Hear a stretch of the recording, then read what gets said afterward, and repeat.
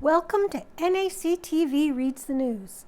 My name is Cathy McGrath, and I'm one of many volunteers that help create programming for our station. NACTV can be seen on MTS Channel 30 or 1030, Westman Cable Channel 17, Bell Satellite Channel 592, or online at nactv.tv. These programs are made possible by our volunteers, staff, advertisers, as well as donations made by you, the viewers. If you are enjoying your NACTV experience, please consider supporting us by either donation or volunteering. You can contact our office at 204-476-2639 or at nactv@wcgwave.ca. And today's Neepawa banner and press is for Friday, November 4th, 2022. And the front page is Manitoba country artists light up the Roxy. Patrick, Jason Kirkness, and Jerry Sarita tour Manitoba. Patrick performed at the Roxy Theatre in November on October 28th as part of their Turn Up the Night tour. The trio consists of brothers Tom, center, Jason Petrick, right, and their longtime friend Jordan Day, left. Also touring with them are Jason Kirkness and Jerry Sarita, two other Manitoba country artists. By Destiny Mackey. Petrick, a Canadian country music trio, have been performing their Turn Up the Night tour throughout Manitoba and came to the Roxy Theatre in Neepawa on Friday, October 28th. A fellow Winnipeg artist, Jason Kirkness, and another Manitoban artist, Jerry Sarita, were also part of the tour. Their tour includes 6 shows at venues in different towns, including Virden, Brandon, Neepawa, Dauphin, Portage la Prairie, and Winnipeg. They said they were excited to start touring and be able to interact with their fans again since COVID-19 had put a long stop to it all. Petrick is composed of brothers Jason and Tom Petrick and their longtime friend Jordan Day. Petrick formed in March 2014 through music had always been part of their brothers' lives. The brothers were raised in Transcona, Winnipeg. Tom is trained as a singer since he was 4, and his brother Jason has worked in the music industry since he was 15. The siblings spent many years involved in music, both individually and collectively. After performing together at Juno Fest and the Canadian Country Music Awards in 2014, they were introduced to Dallas Smith, another Canadian musician who at the time was undertaking a new business venture of starting his own record label, Steelhead Music. Petrick was then signed to his label. Since then, Petrick has released 3 albums and multiple singles.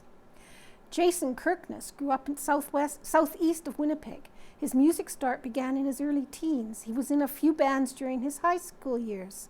He spent both country and rock music back then and learning to play guitar on an old beat-up acoustic while listening to Alabama and Nirvana.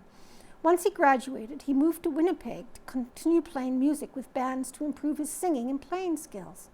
Kirkness wanted to learn as much as he could about the music industry so he could one day perform for himself the way he wanted to. He is now a well-known Canadian country artist. Jerry Sarita is also a small-town Manitoba country music singer. He is a high-energy performer and loves to interact with his fans. Sarita's first single, titled Time, was recorded and released in 2007 through Indigenous music programs. Since then, he's pursued his country music career professionally with his 5th album set to be released later this year. And greetings from the Breakfast Club. Neepawa's Breakfast Club has returned. The volunteer-run hockey skills program hit the ice on Wednesday, November 2nd at the Yellowhead Centre. It provides youth between the ages of 5 to 15 years a chance to improve their hockey skills and also enjoy a healthy breakfast before heading off to school. The program is free and runs from November to February every Wednesday morning, starting at around 7 a.m. Donations to help cover the program's food costs are welcome. And Davidson Road repairs now complete. Long-awaited repaving of the 200 block of Davidson Street in Neepawa was completed on Tuesday, November 1st. This section of Davidson was dug up in September of last year in order to install expanded water and sewer lines to handle the increased capacity required for the area. The paving of the road could not be completed last year, however, before the arrival of winter, so it was simply leveled off before the end of October. The paving and repair work had an estimated cost back in 2021 of $158,785. And Municipal Elections Guide, the town of Neepawa. Pictured the new town council for the town of Neepawa was sworn in on Tuesday, November 1st. Mayor Brian Headley, Council at Large Daryl Gerard, Murray Parrott, Jason Nadeau, Yvonne Sisley, Lisa Pottinger, and Marinka Kostenchuk.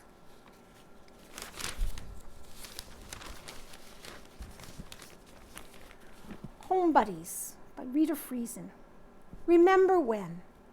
It was a game we played in the car, sometimes heading west for a few days in the mountains, most often on the frequent 2-hour drive to southern Manitoba for a family gathering. We didn't have handheld entertainment devices, cell phones, or in-car movies. We did have sing-alongs. My grandfather's clock and campfire songs were the favorite, with Home on the Range calling for more harmony. We did have car trip games, the license plate collection, highway signs bingo, Too Much I Spy, and my favorite, Who Could Be Quiet the Longest. Just kidding, but it is a game we did play. It was the storytelling and the remember whens that helped the hours slide by. By the time the grandchildren came along, some of the stories were a long time ago, and that would be part of the tale of their parents' escapades. A long, long time ago would be sharing a gentle life lesson from my life, if you buy that. But the stories most in demand were a long, long, long time ago. Their grandpa, my husband. Without fail, I would start one of his stories off with the element of truth, and then, without fail, Ed took up the story himself. My plan all along. Everyone in the car wanted the tale about the bullies that harassed him every day in the walk home from their school in southern Saskatchewan. It was a daily ritual. 3 lads, led by one, would pummel and tussle Ed to the ground. He was smaller than them. He had enough freckles to earn the nickname Turkey Egg, and his father was a progressive farmer in favor of education and a minority political party. Then came a day, after the dusting, that Ed picked up a stone, aimed it at the head of the ringleader a few paces ahead. Here he would pause, building suspense, then go on to demonstrate how that stone had looked like it was going to miss, curved, and found the mark. That resulted in another skirmish, and again, after the dust settled and the aggressors were swaggering away, Ed repeated the entire process, right down to the near miss and final thunk. He received one more licking, noting that the boys lacked some enthusiasm by then, and after that he walked to school in peace and quiet. His own David and Goliath story. Both generations, kids and grands, loved when I recounted scaling out of the second-floor window of the school I attended. It was a perfect early summer day. The creek was calling, my work was done, and I'd been refused dismissal. There was a window in the cloak hallway that granted me my freedom, and I was back by bus time. Nothing noble or honorable, simply human. Different side of Mum and Grandma, and there were stories that we'll never hear. Incidents from my children's lives allowed their children to see their parents as human as well. One who killed a crowing rooster with a well-aimed nut, toughest bird we ever ate. One who camped out in the backyard for most of a summer with the dictionary. Remember when? A game I still play. Thumbs down, thumbs up. Thumbs down to the physician that stated weight control is not a medical problem. No time to sign a TOPS, take off pounds sensibly goal slip. Obesity causes heart, respiratory, diabetes, cancer, even depression. Are those not medical problems? Obesity is increasing among children. Poor diets and lack of physical activity are the causes. Members consult with their physician to set a weight goal. With the support of their physician and group, they work toward their goals. All we ask is a simple doctor's prescription slip signed. This month, I reached 20 years of maintaining my goal, thanks to the physicians that have supported our members. Bernice Baker. And there is a letter to the editor that includes pictures. What's with the mess in downtown Neepawa? I don't know who, the town, the chamber, but it really makes me sad, angry to see the mess in front of some of the downtown businesses. This is not a new observation, but it has been pointed out to me several years ago by visitors to our town. In summer, it has accumulated dust, twigs, seed pods. In autumn, it is wet, soggy leaves. Every day, there is a post from the tourism on Facebook extolling the beauty and many attractions of Neepawa with a view to bringing visitors to town. I know there are many things that need attention, but could we not try a little harder to keep the downtown area a showcase? It seems that the powers that be focus on the big picture, cemetery, bike park, and overlook what to me is evident. Spend 10 minutes a day of clearing away the overnight accumulation. Pay a youth group as a fundraiser if you can't handle it yourselves. There is an opportunity here, by Jackie Snyder. And there's a couple of pictures here showing leaves in the ditches and dirt, and a bunch of leaves under a bench. So, it's something to think about. Out of Helen's kitchen, and she's got some 3 recipes here for noodles, but she gives a bit of background on noodles. Around the world, there are few foods as beloved as noodles. Nearly every country has its own unique version of noodles, an inexpensive staple. The oldest historical mention of noodles I could find came from the 3rd century AD in China. Don't tell the Italians this. The story goes that noodles spread west with the voyages of Marco Polo. Noodles from Asian countries like Japan, China, and Thailand are made from varied flours such as wheat, rice, buckwheat, potato, and mung beans, each with its own unique taste, texture, and size. Italian pasta is made with durum wheat, which gives the pasta a strong texture and a more golden color, setting it apart from other forms of noodles. Italian pasta types and shapes are varied and include lasagna, tortellini, spaghetti, linguine, fusilli, and manicotti, to name a few. In Germany and Hungary, they have spatzel, in Greece, orzo, and in the Slavic countries, pierogies are enjoyed. Many Jewish families make krplat dumplings, and in Japan, a staple is udon noodles. Our Filipino friends satisfy their noodle craving with a type of loam noodle called pancit canton, which are a quintessential part of any Filipino gathering. This dish is often served during birthdays and special occasions and symbolizes long life. In the good old days, noodles did not come from the grocery store in bags.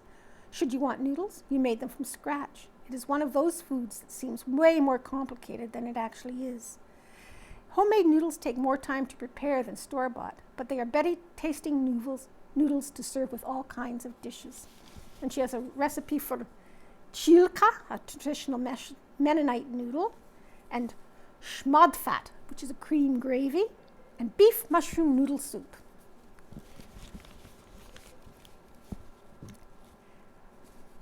Healthy communities in intimate relationships. In the media, there are many good-intentioned messages about the importance of improving communication in your relationship. The problem is that communication is a very big word that encompasses a lot of different things. We constantly receive messages about improving communication, but not a lot of specifics on how that should be done. I would argue that a lot of our relationship difficulties come from a miscommunication. You think it would come easy talking to the human that we've chosen out of so many, who we think we know best and we hope knows us best, who we trust completely, right? Nope. Communicating with our intimate partner can be more difficult than communicating with a stranger. The reason is that we have a lot more at stake if what we are communicating isn't accepted by our partner. The emotional investment is very real, and the fear of losing that is also very real. No matter how we try to get around it, emotional intimacy is a cornerstone of a successful relationship, and the only way to get emotional intimacy is to allow yourself to be vulnerable and talk to your partner. So what does a relationship with healthy communication look like? Let's consider an important discussion between partners. What elements are essential for this conversation to be healthy? The couple meets for discussion in an open and inviting way. They cannot fear each other. Often communication is unhealthy because one or more partners have a fear of being berated, yelled at, or spoken down to. Accusatory language, you statements should be avoided. Instead, use I statements, which puts the responsibility for how you feel back to yourself and feels less threatening. The statement, I feel that you do, is not a good replacement. The couple is very descriptive and clear when conveying their thoughts on a subject. A previous article of mine had talked about the mind reading fallacy, Remember, all your partner is receiving when you speak are your words. They are left to interpret the emotions and underlying meanings. The more descriptive you are, the less there is to interpret. Using emotionally descriptive language ignites the empathy response in our partners. Don't hold back in saying what your partner is closing well or if they have made good points, especially during a tenacious, conscious conversation. Admit when you are wrong. The goal of a discussion is not to win. The goal of a conversation is to tackle the topic together and win by finding a solution that maximizes happiness for both of you. Some of the goals in a serious relationship is to do life together, plan life together, teach goals to get together and bear witness to your loved one's accomplishments and development. We choose to pair with someone indefinitely because of these goals. If you are each doing your lives without meeting in the middle for conversation, planning, and discussions, then you may be missing some of the biggest benefits of being in a serious relationship. Having your own passions and positions in life is also essential to a healthy relationship. Know when to compromise and strive to compromise as often as possible. For more relationship tips like this, check out my podcast. You can find it by searching for the Relationship Review with Delcy Martin on all major Comcasts.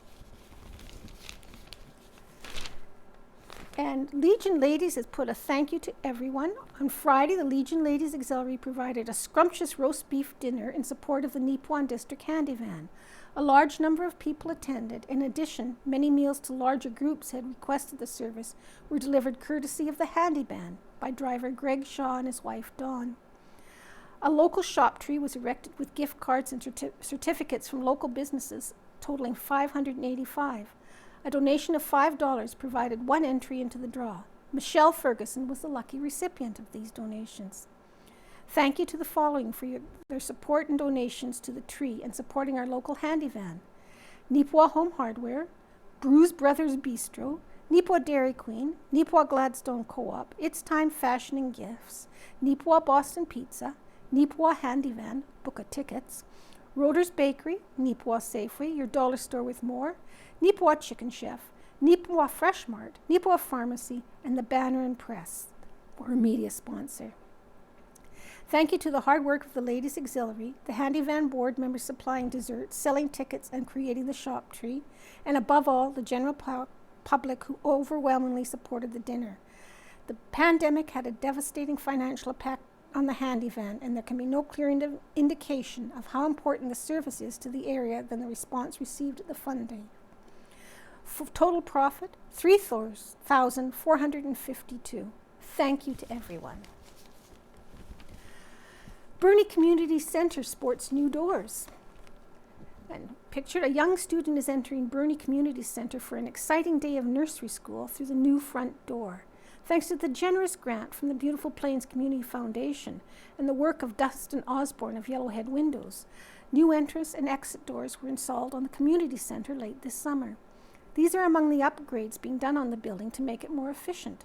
The club is working hard to plan social events and fundraising activities to revitalize the center. The first AGM since the formation of the club will be held on November 9th at 7 p.m. at the community center. A Wings Night is being planned for November 19th. There will be posters, information on social media about the event. The community club is very grateful for the help and support of the community. And Neepawa Self-Storage adds to town's capacity by Ken Waddell. With at least 2 storage facilities already in Neepawa being reported to be nearly full all the time, Brad Hackowich decided to convert some land he owns into a storage facility. Using 20 and 40-foot shipping containers, Hackowich has assembled a number of units on his land at the south end of McBride Avenue in Neepawa. He's named the facility Neepawa Self-Storage. In an interview with the Banner and Press, he said, "Shipping containers are the best options as they are very weatherproof, secure, and rodent-proof." He went on to explain that the particular locking system they have makes them extra secure. He said he understands the existing storage places are full most of the time, and there was an opportunity to get into the market. The newest storage facility is located east of the Co-op gas station and south of This and That Manufacturing. Looking back, 110 years ago, November 1st, 1912, by Casper Warren. Y.B. Watson, who was assistant manager on Neepawa waterworks and sewer construction for the past year, has gone to Toronto to take on an advanced position with his chiefs, Chipman and Power. Delbert Thurston has resigned his position in the Land Titles Office to accept a more responsible and lucrative one with the National Trust Company in Winnipeg. His going will be a distinct loss to Neepawa, for he was active in church, lodge, sports, and other efforts for the general good. P. Goodwin has disposed of his interests in the Opera House and motion picture business to Messrs. Bert and Cecil Brooker of Portage-la-Prairie, who take charge today. The new managers are experienced in the theatrical line and have gotten up scenes for the moving picture machine. They may bring Neepawa into line for the better class shows from the southern circuits. We shall see. Anyway, the pictures will keep on moving as heretofore. 100 years ago, Mike, the Galician, met with an accident on Tuesday night while on his way to Neepawa with a load of homemade soothing syrup. Upsetting his car, he sustained a fracture of 4 of his ribs, and now is a hospital. We will have time to reflect the mean tricks of fate. 90 years ago, let us keep November 11th as a sacred day of remembrance. Every effort should be made to see that the day is kept in a way worthy of it. 80 years ago, Private Alfred McIntyre has been listed as a prisoner of war in Hong Kong. 70 years ago, Mr. and Mrs. Thomas H. Pilgrim, well-known residents of Neepawa, marks their 66th wedding anniversary today, November 6th. The Neepawa Press is pleased to extend the best wishes to them on the occasion. Kilwood, Private Albert Kingdon returned Monday, October 27th from service in Korea. He is holidaying with his parents and uncle and aunt, Mr. and Mrs. J. Carter. 60 years ago, less than 1 out of every 5 Manitoban lives on a farm, according to G.A. Christensen, Senior Rural Development Specialist with the Manitoba Department of Agriculture and Conservation. This is a marked contrast to 25 years ago, states Mr. Christensen. At that time, more than 1 out of 3 people in Manitoba were on farms. In 1936, the farm population of the province comprised 37% of the total in Manitoba, but in 1961, only 19% of people were living on farms. 50 years ago, Mr. and Mrs. Frank McLaughlin, longtime and well-known residents of Neepawa, are leaving to reside in Brandon. A farewell party of some 20 close friends gathered at the home of Mr. and Mrs. J.K. Johnston on October 21st to bid them farewell. 40 years ago, if you are a horse owner in Neepawa, you now have to apply for conditional use under a new bylaw passed at the last regular meeting of council. Rodeo is a tough and rugged sport, and one gaining in popularity in Neepawa area can boost champion rodeo performers. Neil Miller, Neepawa, was declared Manitoba champion steer wrestler, while Brent Collins and Kelly Bateman from Arden won top honors in bareback and bull riding. 30 years ago, former Neepawa Mayor Homer Gill says last Wednesday's election results came as a surprise. Gill lost the seat he'd held since 1981 to Deputy Mayor Roy McGilvray. Voters also said goodbye to longtime mayors in Winkler, Steinbach, and Churchill. 20 years ago, when the Queen and Prince Philip visited last month, retired Neepawa teacher Brian Bailey thought he'd staked out a good vantage point to get a glimpse of the monarch at the legislature. But security changed all that, crowding the view of Queen Elizabeth. But in 1970, it was a different story. That year, Bailey not only saw the Queen up close and personal, he even had a chance to talk to her. 3 years earlier, Bailey's father had been named Mr. Manitoba Farmer by the Red River Exhibition. When the Queen's itinerary was being arranged for the trip to celebrate Manitoba's centennial, the Bailey farm at Carberry was proposed as a place for the royals. Prince Philip, Charles, and Princess Anne accompanied the Queen to relax. El Nino is expected to bring a milder winter to most parts of southern Canada and possible drier conditions to the prairies. El Nino takes place when warmer sea temperatures and changing atmospheric conditions occur over the tropical Pacific Ocean. And pictured is Neil Miller of Neepawa's Manitoba's top steer wrestler in 1982. The Manitoba Rodeo Cowboys Association championship title was awarded to Miller at the rodeo's finals at Ag-X. Pictured on the left is the hazer, the individual who watches for mishaps during the steer wrestling event. And here we have some more municipal elections.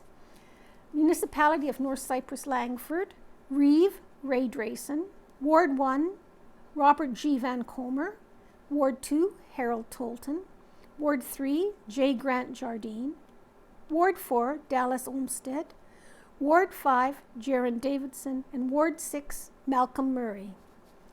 Westlake Gladstone, Mayor Daryl Shipman. Council at Large, Chaz Lambert, Richard Collender, Melanie Wilson, Mark Ferguson, Amy Waldner-Redicop, and Jeff Fair. RM of Rosedale, Reeve Carl Snezik. At Large, Joseph Ponsack Jr., Grant Lewandowski, and Douglas Wood. Wards 1 to 6, Ward 1, Ernie Shearer, Ward 2, Robert Scott, Ward 3, vacant. Ward 4, Ron Kostenchuk, Ward 5, David Todoruk, Ward 6, Earl Burton. Town of Carberry, Mayor Ray Muirhead, Council at Large, William Kalinowicz, Emma Denton, John Anderson, and Michael Sudak.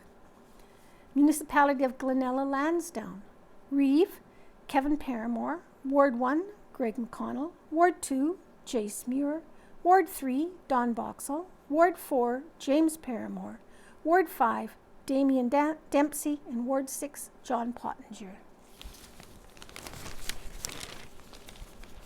And local Minnedosa businesses celebrate Safe Halloween. And pictured, many of the businesses along Main Street in Minnedosa showed their Halloween spirit by dressing up and taking part in a morning trick-or-treat for parents to take their preschool-age children out for a safe Halloween. You can see a parade of kids and decorations on the stores and costumed kids. It's a good thing to do for a community.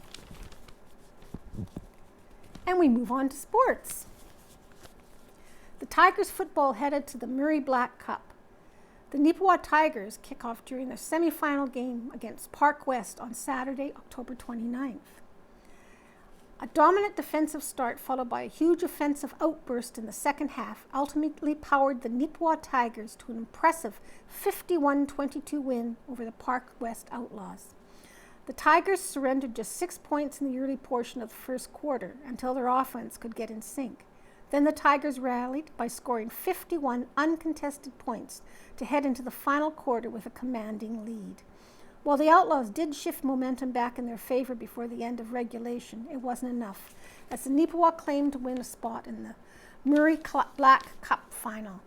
The team celebration was muted, however, as a player was injured in the first quarter and was checked at the hospital after the game with his confirmation, though, that the player was okay. The Tigers will play the Southwest Sabres in the Murray Black Cup as they beat the Verdun Golden Bears in the other semifinal. The game is set for Saturday, November 5th. The start time was not announced before the banner and press publication deadline. NAC Tigers host Slasher Showdown. Tune-Up Tournament returns to the Yellowhead Center by Owen Devereaux. Pictured the Neepawa Tigers in white hosted their annual Slasher Showdown tournament on October 27th and 28th. The Tigers would finish in third place at the 6-team event, defeating the Moores Mavericks in a consolation final 4-1. An annual high school hockey tradition returned to Neepawa last week in the form of the annual NACI Tigers Slasher Showdown. The tournament, which usually serves as a tune-up for the teams headed into the Westman High School's Hockey League's regular season, had been on hiatus the last 2 years due to COVID-19 related assembly restrictions. Fortunately for this year, the rules have changed and the teams are able to get back on the ice. As for what transpired out there in the rink, the Neepawa Tigers played a pair of game in the round robin portion of the event. In their first game, they bested the Crocus Plains Plainsmen 6-1, while in game 2 they were beaten by the Morris Mavericks 9-3. The results placed Neepawa in second place in their bracket and had them matched up against the Bellevue Barracudas in the semifinal. In this game, Jory Kalbaki scored the lone goal for Neepawa as the Tigers were defeated by a score of 4-1. The loss sent them into the third place game versus Morris. In this rematch of the round robin, Neepawa ended with a much better result this time, winning 4-1. Kalbaki had a pair of goals and an assist, while Daniel Lissaway and Tarek Lapointe were credited with single goals, leading the Tigers to the victory. In the gold medal matchup, the Vincent Massey Brandon Vikings defeated Bellevue 7-2. As for what's next on the Neepawa Tigers, they held their regular season home opener on Wednesday, November 2nd against Hartney Deloraine Wascata Colts. The result was final after the banner and press publication. They'll publish the game results and pictures in its next issue. And the Neepawa Farmers fall to McGregor in home opener by Owen Devereaux. McGregor goaltender Rhett Botchman made 47 saves against Neepawa in the Wild's 5-4 win over the Farmers on Saturday, October 29th. A 47-save effort from McGregor's Rhett Botchman ruined the night for the Neepawa in the Tiger Hills Hockey League home opener. Botchman made some huge saves, including several in the final few minutes of the third period, to help secure a 5-4 victory for the McGregor Wild. Botchman's teammates, Robert Smith, 2 goals, and Kenny Rintoul, 1 goal and 2 assists, Drew Anderson, 1 goal, 3 assists, and Braden Nickel, 1 goal, all contributed to secure the win for the Wild. As for Neepawa, Cole Muir and Kyle McDonald each scored once, while Brad Marshall notched a pair, including one in the final minute of regulation, to make things interesting. McDonald also had a pair of assists, as did Corbin Mariesh and Reagan Buchanan. The next game for Neepawa will be on Friday, November 4th against the Souris Elks. Minnesota 5-2 over Melita. The Minnesota Bombers are off to a quick start, collecting a pair of wins, including a 5-2 decision over the Melita Bisons. The win was a real team effort, as there were 5 different scorers for the Bombers on the night. Minnesota defeated Pilot Mound by a similar score of 5-2 the previous weekend. And WHL's Briley Wood joins Titans by Owen Devereaux. There's a new addition to the roster of the Neepawa Titans, as 19-year-old forward Briley Wood has joined the club. The Rivers product has been reassigned to Neepawa by the Winnipeg Ice of the Western Hockey League. Wood appeared in 9 WHL regular season games with the Ice this year, registering 1 goal and 2 penalty minutes. In 87 total Western League games over the past 4 seasons, and both the Ice and Lethbridge Hurricanes, Wood registered 6 points, 3 goals, and 3 assists, and 30 penalty minutes. Wood has previously played in Neepawa back in the 2021 season with the club, playing 10 games in the COVID-cancelled season, posting 3 goals and 1 assist. And the Yellowhead Chief results. The Yellowhead Chiefs hockey program had 6 league games scheduled last week. Listed are some of the game results, as well as notable efforts from the Neepawa-based players. Male under-18 results, October 28th. Yellowhead 5-1. Addison McIntosh 1 goal, 1 assist. Lincoln Murray 1 assist. October 29th. Yellowhead 5-2 over Winnipeg Wild. McIntosh 1 goal, 1 assist. Murray 1 assist. October 30th. Yellowhead 4-1 over Winnipeg Wild. Female under-18. Yellowhead 4-2 over Central Plains, and Yellowhead 3-2, Trinity Turner, 1 goal. Female under-15 results. October 29th, Yellowhead 2-1 over Brandon. October 30th, Yellowhead 5-3 over Pembina Valley. Emma Pollock, 1 goal, 1 assist. Male under-15th, October 27th, Yellowhead 5-5 over Northern Beetle. Tournament results, game stats are unavailable.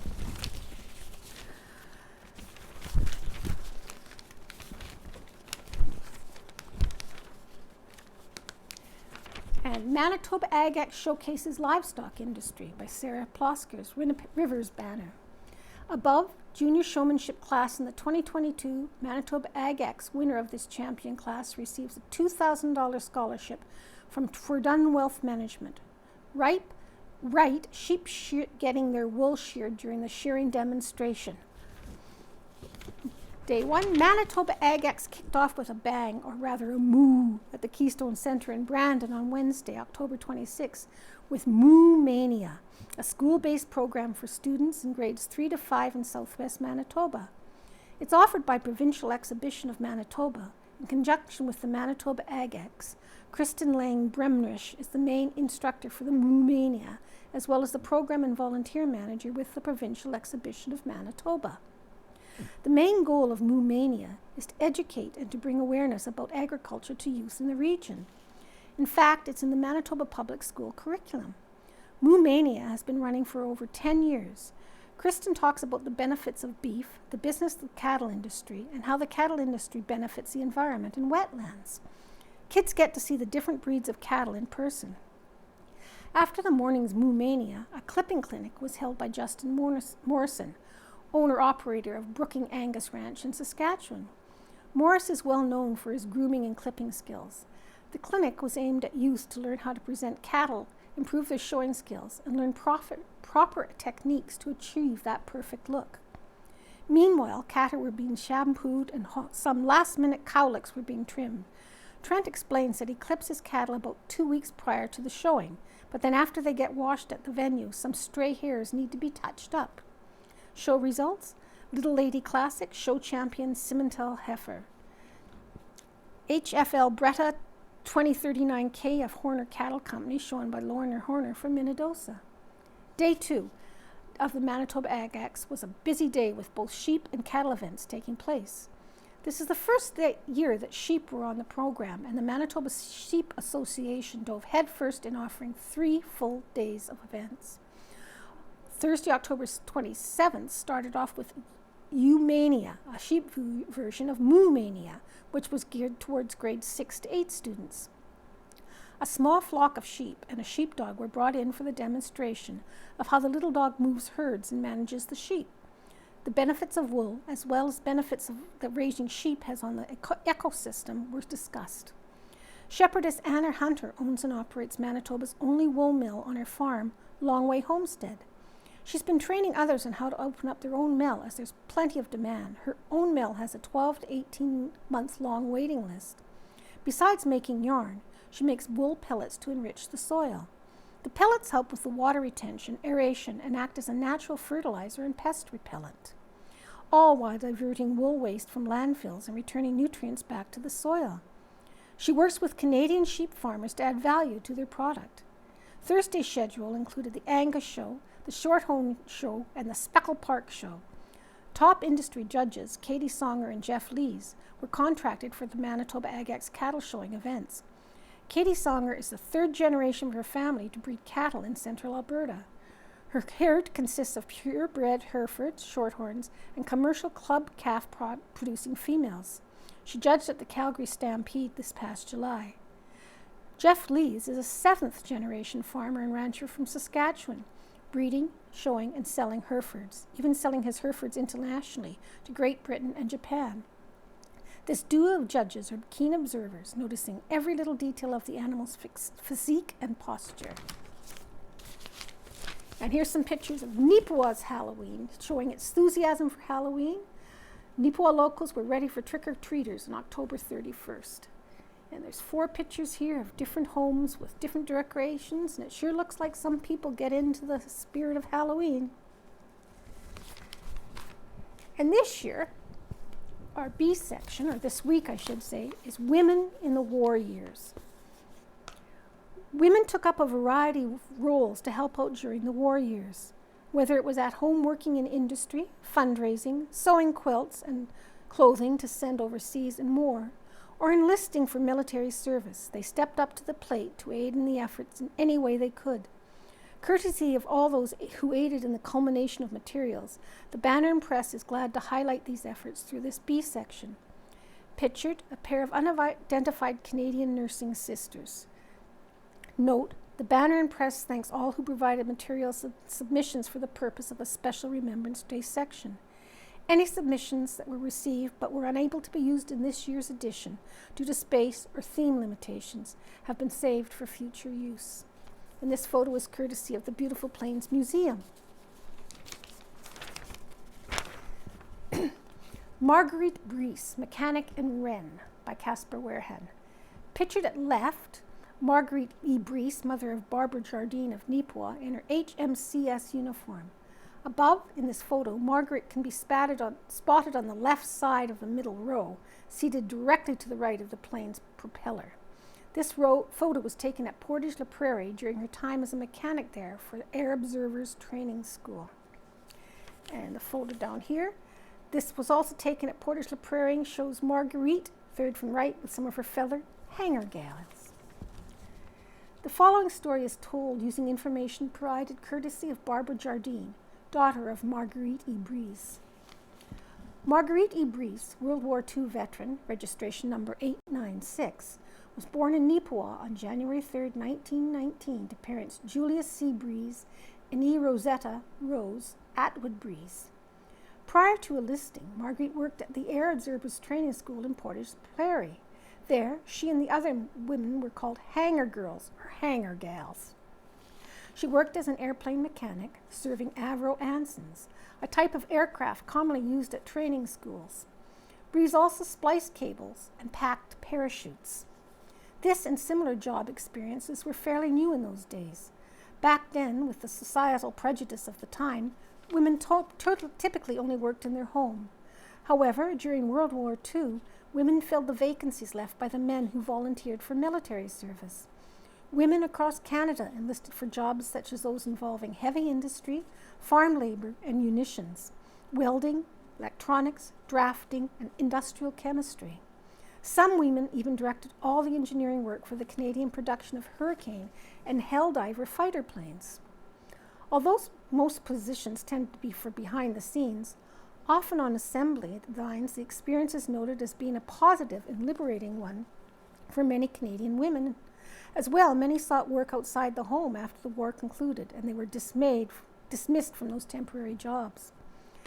Marguerite joined the wartime efforts in another manner, too, engaging in active service on December 29, 1942. She served as a member of the Women's Royal Canadian Naval Service, WRCNS, being referred to as a WREN. Breeze's service in this naval service was in the medical branch. She left for training with the first draft of women departing from Winnipeg and was the only young woman from Neepawa area to leave at that time. Marguerite completed her basic nurses training at Galt, Ontario, prior to being shipped out to active service. She served at Her Majesty's Canadian ship, Stadaconas, located in Halifax, Nova Scotia, from April 28, 43 to August 2, 44, as a sick berth attendant. Breeze advanced to leading sick berth attendant on the HMCS Avalon, located in St. John's, Newfoundland, from August 3, 44 to August 1, 45. It was here that Marguerite and 14 other Wrens were sent to open up the Royal Canadian Naval Hospital No. 1, located in Topsail Road, 10 miles outside of St. John's. There, she met her future husband, D. Roy Baker. Roy was a pharmacist who was also in the medical branch of the Royal Canadian Navy. From there, she went to HMCS Chippewa, Winnipeg, on August 2, 1945, before an honorable discharge on September 10, 45. Breeze then returned home and nursed for 2 years at the Neepawa General Hospital. Awaiting Roy's discharge, the two married in September of 47. They moved to Hamilton, Ontario, Roy's hometown, and remained there. Marguerite passed away May 4, 1997. The first CWAC provost posted at Camp Shiloh. Can't really see in the picture, but Myrtle A. McCannis from Minnedosa, N.J. Stewart from Bertel, and S. Chornabay of Winnipeg were the first CWAC provost stationed at Camp Shiloh by Caspar Warren. In March of 1942, the Royal Canadian Air Force Women's Division became the first women's branch to authorize creation of a policing trade. The Canadian Army allowed the Air Force's lead soon after approving of a request made by the Provost Marshal to employ Canadian Women's Army Corps, CWAC, servicewomen on provost duties in July 42. Women were able to enlist as CWAC provosts. Around this point in time when the individuals picked above began their service stories. Myrtle Irene McManus, later Glosson of Minnedosa, joined the Forecorps of the CWAC on March 6, 43. She was sworn into the military police. Irene, along with Nellie Stewart of Bertel and S. Chornabay of Winnipeg, were the first CWAC provosts to be posted at Camp Shiloh in Manitoba. McManus stayed at Camp Shiloh on September 28, 1940 time, at which time she was discharged. She received a Canadian Volunteer Service Medal with 1929 and 1945 stars. While in service, she had married Sergeant Harvey Glauson, who was also stationed at Camp Shiloh. Their marriage took place on April 13, 1944. They had a son, Wayne, and a daughter, Donna. Irene passed away in August 1975. Other members of her family who enlisted were Oscar and Norvo, both in the Army, and Clifford in the RCAF. and pictured a father and daughter quartet in the Army. These individuals pictured in the October 22nd edition of the Neepawa Banner and Press show 3 fathers and 3 daughters. They were in service at the same garrison at Fort Osborne Barracks, Winnipeg. The fathers, members of Number 37 Company, Veterans Guard of Canada, had all served previously in World War I. The daughters were members of the Canadian Women's Army Corps. Featured a Private John H. Humberstone and daughter Helda, formerly of the PAW, Private George Frost and daughter Margaret of Neepawa, and Private Herbert Redford and daughter Pansy May of Swan River. We were within a mile of where Dad found her. Ron and Lynn Curtis was a baby rescued by a family member during World War II by Casper Warren. There's a number of pictures, but this story is quite different nature to the ones featured in this section, one that the Banner and Press felt touching, timely, and of the utmost importance to share. A story that got its start in September of 1941 has officially come full circle.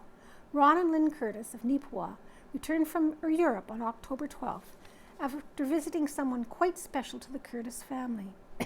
A baby, now all grown up, that had been found by the late Ernie Curtis, Ron's father, in the midst of World War II. A woman in London, England, known now by the name of Mary Crabb.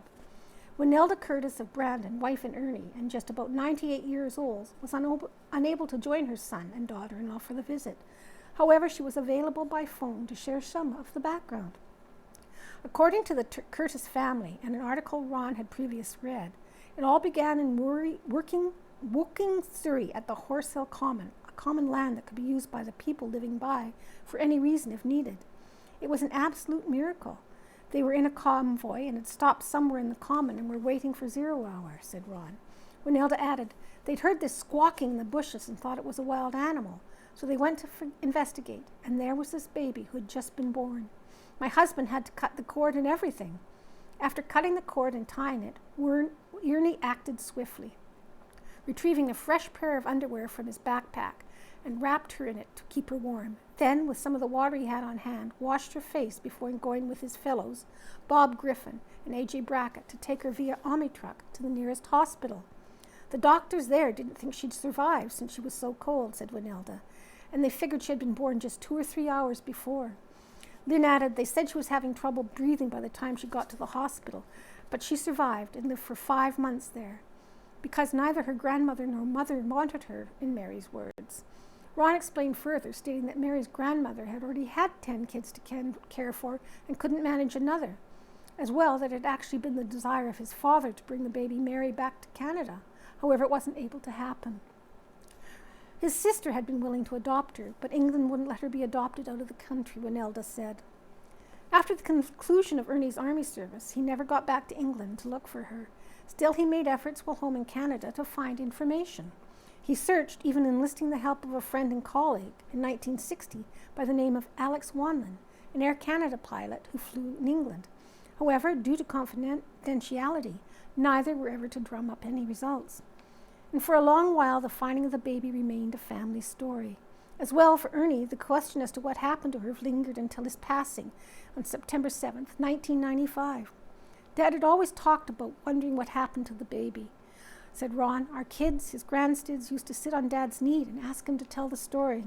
Lynn laughed and added, Jody, our daughter, did all the time. Then, in 2019, the miraculous happened and contact was made. As it turned out, not only had Mary survived and been adopted, but she begun her own search for the soldiers who found her. This began approximately 2006, Ron estimates, when Mary's nephew found a photo of her as a baby in the archive of the library. The photo was of her in a crib with the 3 who saved her watching over her. All the research that transpired after all led up to the events of 2019, when Crabb was able to get in touch with the Curtis family. From there, the Curtis family learned of Mary's adoption and the life she lived after. It was mind-blowing. Dad would have been so ecstatic, said Lynn. Winelda added, it was wonderful for us to find out about her, and ever since then she's called us her Canadian family. I FaceTime her quite often, and she FaceTimes me too. They also learned more about the circumstances of Crabb's birth. The woman who gave birth to Mary, Lillian, had been working at the nearby Wapshott farm. She was a dairymaid employed as part of the Land Army. Every day she traveled by bicycle from where she lived, at a boarding house at number 1 Adelaide Villas, in the same area, going through Horseville Common to get there. According to the accounts provided, Lillian had not been feeling well at work that day. It was recommended that she go home early. She rode her bicycle home, stopping at the Horseville Common to give birth to the baby, said Lynn. Then she went the rest of the way home. The woman was later arrested for abandonment. All of this time, research and the establishment of contract brings us back to the present. Ron and Lynn spent 4 days with Mary Crabb, meeting her husband Jack, son Darren, and Teresa, her daughter-in-law. We also met Jack Jr., Darren, and Teresa's son, said Lynn. They're all very wonderful people. Together, Ron, Lynn, Mary, and Jack visited the boarding house where Mary's mother lived. Then from there, Horseville Common and the farm. However, it was Horseville that was the highlight. The group's time there was emotional for all. For Ron, it felt like he was living out his dad's wishes, said Lynn, finding this baby who's all growing up and doing well. Ron added, it would be Dad's wish come true. It was exciting for us, but also very special for Mary. One thing that shocked the Curtis family was the sheer size of the commons. Ron told the Banner and Press that they were expecting a park the size of Riverbend and Neepawa at most. What they found instead was land amounting to a whopping 880 acres. It was an absolute miracle the soldiers found her, Ron confided. Though we didn't visit the exact location she was found for mobility reasons, we were within about a mile of where Dad found her when we visited Horseville. This location was made special for another reason during the visit. We took her a maple leaf, Lynn explained. We gave her a necklace that is a maple leaf while we were at Horseville Common, so that she would have a piece of Canada. Although Winelda wasn't able to join them all physically, she and other members of the family did have a call with them while they were all together in England. It's been so nice for us all to be talking with them over there overall, said Winelda. Technology sure is a wonderful thing now. And she sent me a picture when she was a baby, of when she was 6 years old, and when she started school, and so on. In her final comments, Winelda expressed just how special this occasion is to her, stating, my husband would be so glad to know that he had such a good life, that she was adopted by a very good family, and that helped her a lot. And in the pictures, we see Ron and Lynn Curtis of Neepawa on a trip to Europe while they visit with Mary Crabb, who was abandoned as a baby during World War II and found by Ron's father, the late Ernie Curtis. Above, Mary, far left, and Jack Crabb, far right, along with daughter-in-law Teresa and son Darren, both pictured center right, all got together with Ron and Lynn Curtis, both pictured center left, as part of their visits with each other. And above, pictured in 2019, Jody Douglas left sat with her grandmother, Winelda Curtis, reading a scrapbook celebrating the life of the late Ernie Curtis. Below, Royal Canadian Artillery member Ernie Curtis, Bob Griffin, and Ajax Brackett look into the crib of baby Mary Crabb in 1941 after taking her to the hospital. Bottom, Sergeant Ernie Curtis. And here Jack and Mary Crabb stand with Ron Curtis right in part of the large Horseville Commons where Mary's was born. And Mary Dewar, A Woman Undeterred, by Caspar Werhan. Mary Margaret Long, later Dewar, was born in Gladstone on August 30th, 1918, to parents Henry, hailing from Ireland, and Phoebe Long from Lewisham, England. Born the second child, Mary had one older brother, Charles, and a younger sister, Dorothy Mildred. John Dewar, who would later be her husband, also lived in Gladstone. The two knew each other all their lives. However, according to the account provided by the family, they were not married until each had had many adventures. A self-described tomboy, Mary spent her free time playing hockey, skiing, and playing baseball. As a young girl, she also liked to try a hand with her brother's .22 rifle, though her family reports that she mostly succeeded in spooking the neighbors who feared for their safety of chickens and cows. After finishing her formal education in her hometown, she went to work for 4 years as a sales lady at a department store. 1 year as bookkeeper at Dewar's Cafe, and another year as a receptionist for Dr. Roy P. Brown. Then, on September 15th, 1941, Mary and her good friend Molly Dustin went to Winnipeg to register for service with the Army, Navy, and Air Force. When Mary's brother Charles, stationed in the RCF at Malton, Ontario, found out that Mary had enlisted, he got him compassionate leave to come home. He'd hoped to change her mind, but was not successful, and so Mary's career in the Army began. Called for her on January 31st, 1942, making her the first woman from Gladstone area to be called up for Army service. She got her start in Winnipeg, with her first uniform being a pair of Oxfords and men's battle dress. Excuse me. Mary spent her first 2 weeks at Minto Armory in Winnipeg for basic training. Then from there, she went to Shiloh with the Ordnance Corps in the motor transport section. Altogether, there were 15 women to 15,000 men in Shiloh. Those women were also the first to work there. Mary worked in ordnance, being paid $11 every 2 weeks, and reportedly had quite fond memories of her time in Shiloh. Another Gladstone woman, Maud Costello, served with the Canadian Women's Army Corps at Shiloh. She worked at the CWAC HQ headquarters, working in the men's mess. Even while enlisted, Mary found time to pursue her love of baseball. While at Shiloh, she happened to break her index finger during a ball game. This was her only war injury, but it was proven pain when attempting to type. Some of the games recalled include the championship for MD10, Lakehead to Regina, and a game from her time overseas located at Hyde Park in London. According to her family, Mary's desire to serve overseas was so strong that she willingly took a demotion from corporal to private in order to achieve her goals. On September 10, 1944, Mary sailed on the Mauretania without a convoy to London, England. Although the trip was smooth, the ship was kept under strict surveillance. At one point in the journey, it traveled through an oil slick, which had been caused by an oil tanker that had been torpedoed. Upon arrival to England, Mary and 4 other women were taken to barracks to await their first day orientation. However, shortly after they arrived, the raid siren sounded off. In all the confusion, the new arrivals were temporarily forgotten and left to their own devices. This was when Mary ate her first cigarette, being too scared to smoke it. Prior to that, she hadn't even so much as held a cigarette.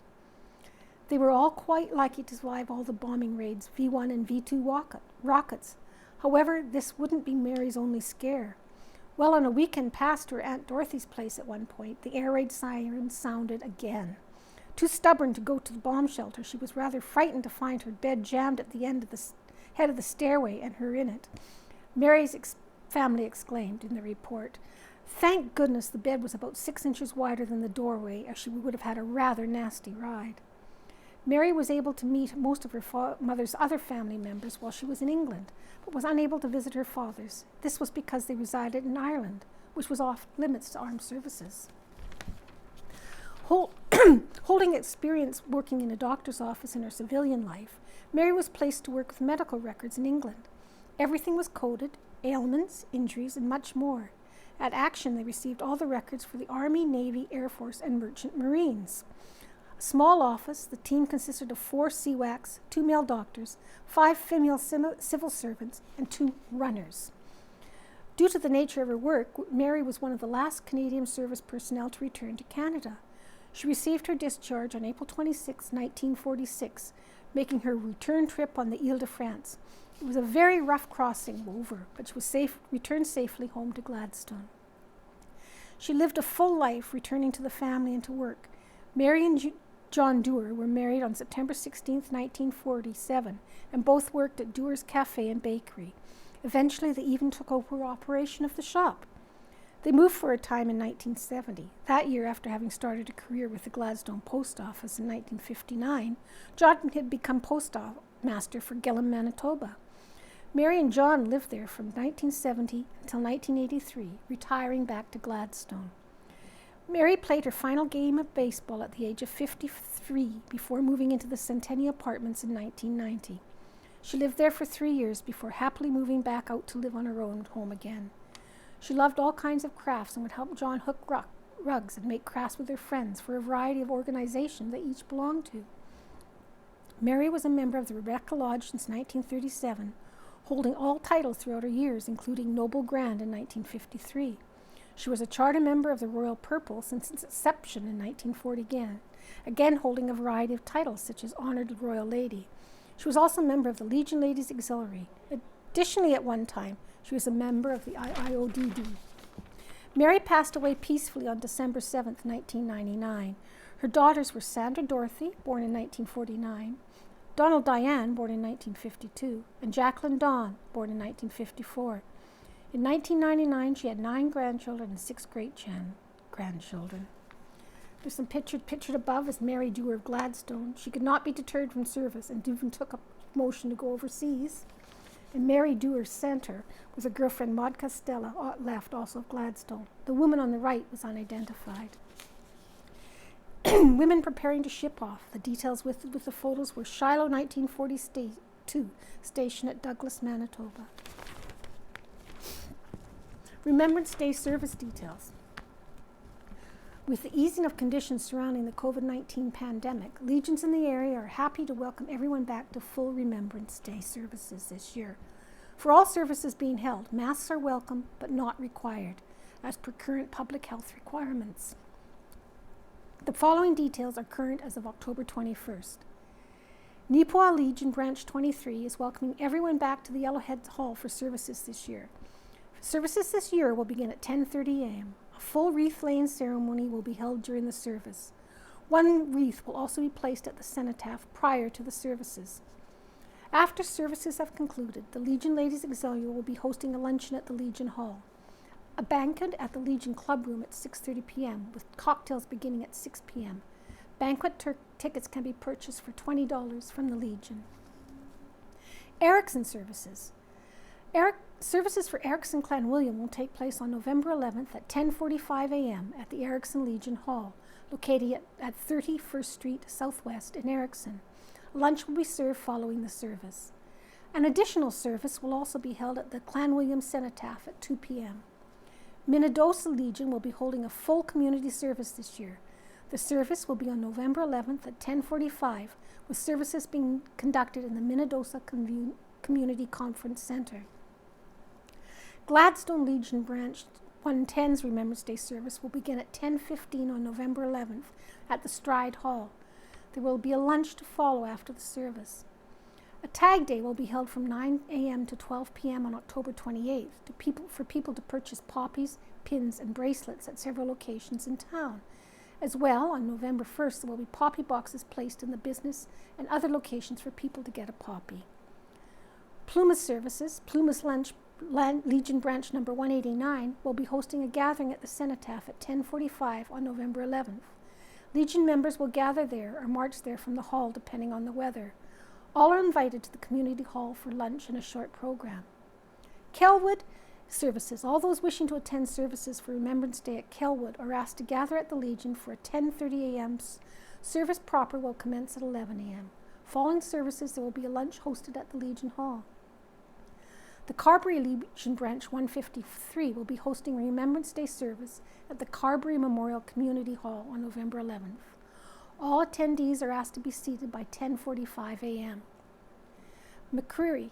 All are welcome to gather at the Legion for 10:45 a.m. with services commencing at 11 a.m. A wreath ceremony will also take place at the Cenotaph. Once services have concluded, everyone will be welcome to enjoy a lunch at the Legion Hall. Services for St. Rose will take place on Thursday, November 10th at 10:30 a.m., held in the St. Rose School Gymnasium. 5-year Passion Project honors local enlisted. A long-term project honor area locals has finally come to fruition. After approximately 5 years of hard work and dedication, Carol Bray, Norma Forsman, and Louise Ullman were able to complete a master copy of the War Memorial Project last winter. The Memorial Project is a set of books, binders full of pictures and information from those from or around Neepawa who enlisted to serve in World War I and World War II. Bray, who met with the Neepawa Banner and Press on October 6, said it was tough to get going at first, with information being quite sparse. Things started out pretty lean. Once we got going, though, it became a full-time thing, said Bray. We used the museum's database to find some names to start, but then we worked from there. We actually ended up with a lot more names than were in that base. A project such as this required good organization. As such, Bray has a pair of catalogs listing all of the individual's features, as well as the names, numbers for anyone who was contacted to get information. This allows Bray and her team to quickly find the featured individual's name, what book their information is included in, and look them up from there, as well to reach out to related contacts again if needed. The project itself is made up of photos and information for the featured individuals, which were all put together, sorted, and inserted into large binders. Altogether, the collection is extensive in the very sense of the word. We have 6 binders completely full for just World War II alone, then 2 full binders for World War I.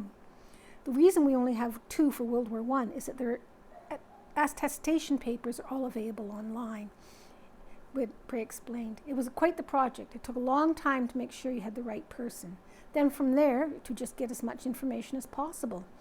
Doing research through books, information online, and looking for family members who might know something too.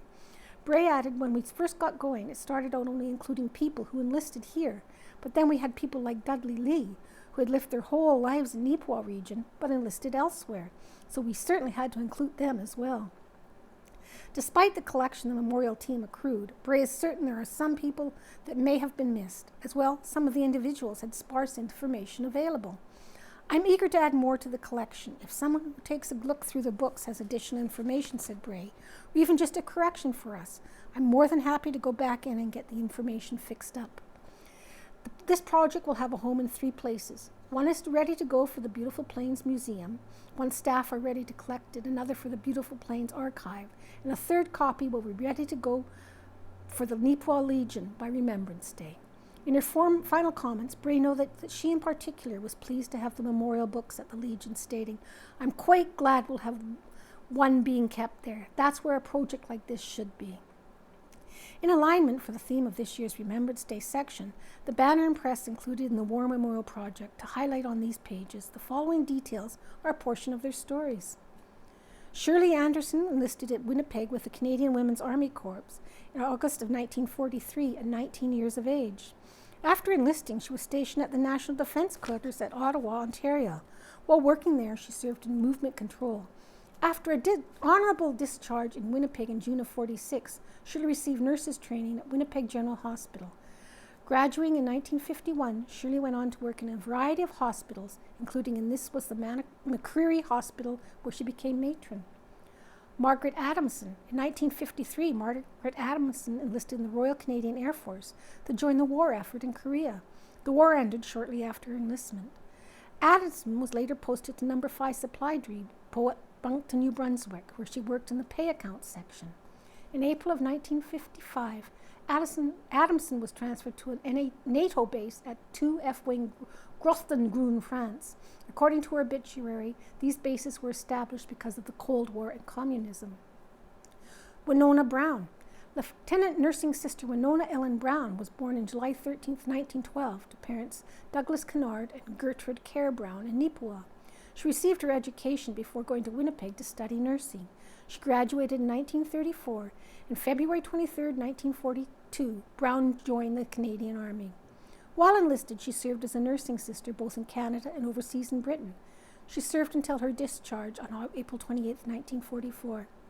Alice Nicholson joined the Royal Canadian Army Medical Corps, No. 5 Medical Unit, in 1939, serving overseas in England, Sicily, and Italy. She also worked a time at the Cliveden Services Hospital in England. For her exceptional wartime service, Nicholson was awarded the Royal Red Cross and Oak Leaf at Government House by Lord Alexander of Tunis. There's a remarkable history of the women in armed forces, and there's a lot more than that to find out about. And this concludes the news for Friday, November 4th, 1922. Thank you for listening.